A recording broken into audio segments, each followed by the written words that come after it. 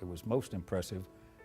As I say, it was our first time. It was our wedding anniversary, and my wife had her finest black cocktail dress on and bag and all that. And I had my best suit, and I wanted to make sure that I didn't stumble across the threshold. You know, we had a glorious meal. My wife's favorite dish there was always the Dover sole, the filet of the Dover sole. But anyway, it was a wonderful meal from soup to nuts. As I said, it was our wedding anniversary. When it came time for the check, I reached around for my wallet, and there was no wallet. And I thought, oh my God, I'm gonna be washing dishes. This is so embarrassing. This is the first time I've come to this restaurant. It's full of elegant people, and you, dummy, left your wallet. So I had known Mr. Brandt when he was manager of the City Club, and I felt like he would remember me. So I got my shaking hand, I got my business card out, and I gave it to the waiter, and I said, my name's Emil Rolfs, and I'm embarrassed to tell you that I've forgotten my wallet. But if I think Mr. Brandt will remember me. If you'd be kind enough to show him this and tell him I'll go home and get my credit card, I can send him a check tomorrow, whatever. And so my God, my wife was glaring at me. And so I guess it was Michael Masson who came back and said, Mr. Rolfs, don't worry. Mr. Brandt says he remembers you very well indeed. He's delighted to have had you here. He'll send you a bill. And so I guess a week or 10 days later, I got a bill and I wrote him a check, and that was the beginning of a wonderful, wonderful relationship. Since I teach French, I've been connected with the French community thanks to Mr. Brandt too. And so every time that there would be an important meal in Baton Rouge, they would ask me, where should we go? Where do we set up a meal? And of course, one of my first thoughts would be Chalet Brandt. And since we're part of the Baton Rouge community, you know, we're always kind of vying with New Orleans, but they would always be very satisfied. It's the best, and if you've been there, it's really hard to come to eat at another place and not compare the two, whether you're in Baton Rouge, Louisiana, or even other places. We love to go to Chalet Brandt for New Year's Eve. And one of the traditions for New Year's Eve is that we would all sing, of course, O Lang Syne, but at the end of that, when the day turned to the next year, Mr. Brandt would get up and he would ring the bells. He had Swiss bells in his restaurant, as well as the flags of Switzerland, and he would just get a great kick out of just ringing the bells year after year. We couldn't pass up a New Year's Eve without hearing him and seeing him ring his bells, and of course have a toast at that point. Mr. and Ms. Brandt were both very devoted friends to St. Joseph's Academy and to me personally. As a matter of fact, they're the people that really initiated the whole development program for St. Joseph's Academy.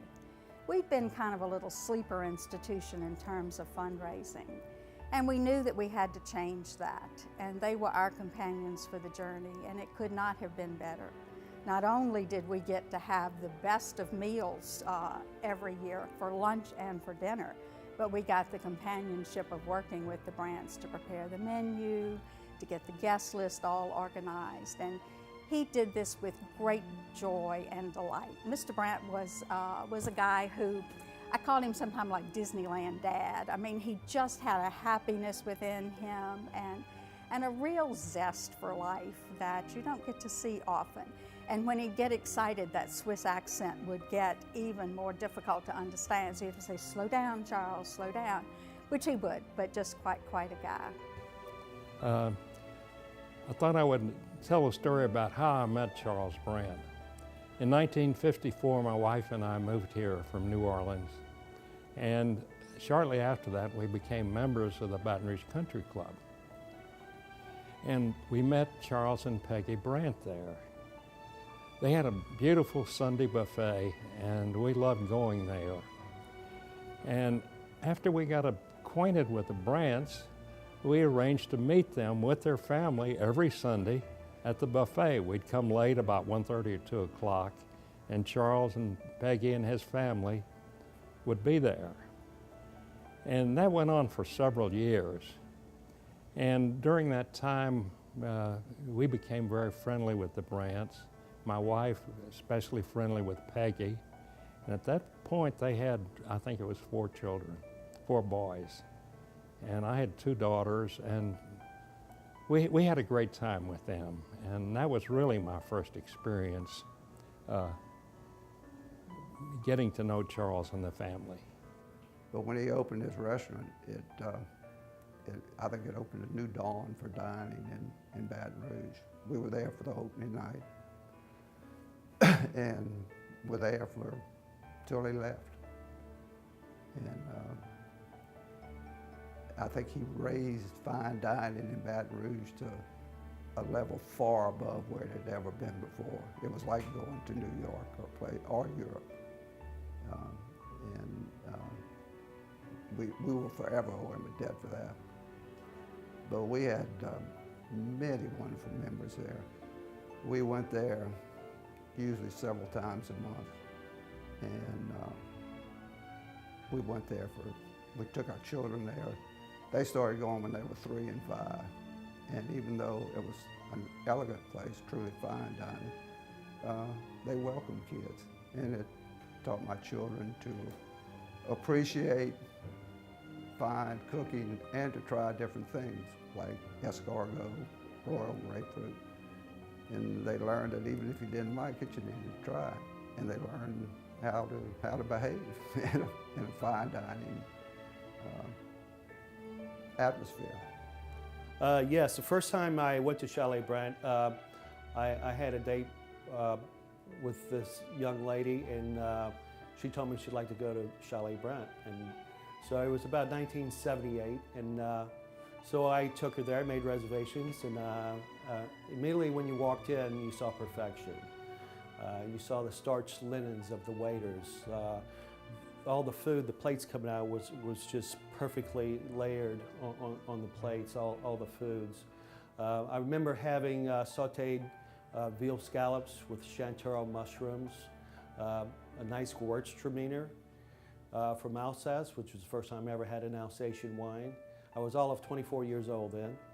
And from that minute on, I decided that this is the thing I wanted to do in life.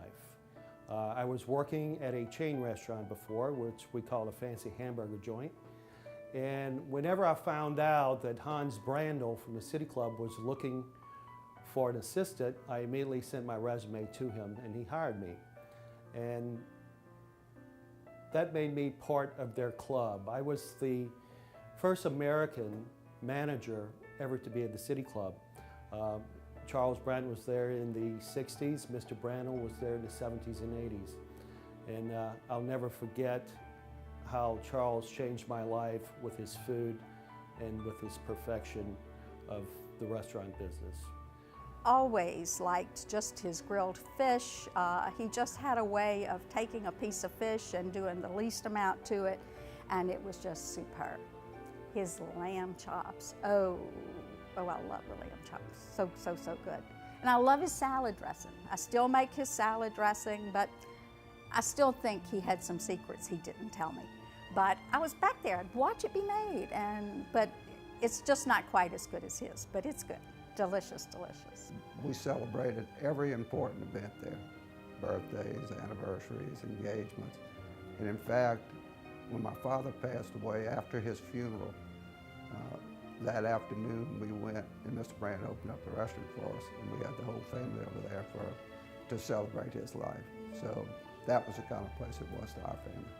And I loved seeing, one of my memories is seeing him walk through the dining room with his fine, white, impeccable coat and greeting everybody. And I would be disappointed if I didn't get to shake his hand. You know, I was important because Mr. Brant wanted to come out and say hello to me and every other customer that was there. It was a rare occasion you go in there and like 4 or 5 of your friends were not there. I used to get accused of working the room because it would take me 10 minutes to get from the front door through the dining room to the table, you know. Can't ignore anybody, got to say hello. Chalet Brant had a special place in Baton Rouge. I thought it was the finest restaurant in the city. There were 2 other restaurants that competed, but I thought Charles's restaurant was way ahead of all of them. It was like going to a European restaurant, and we thoroughly enjoyed it. At this time, I would like to congratulate Charles Brant for winning the Lifetime Achievement Award from the Baton Rouge Epicurean Society. Toast to you, a job well done, and thank you for all your service throughout all the years for Baton Rouge and for Louisiana.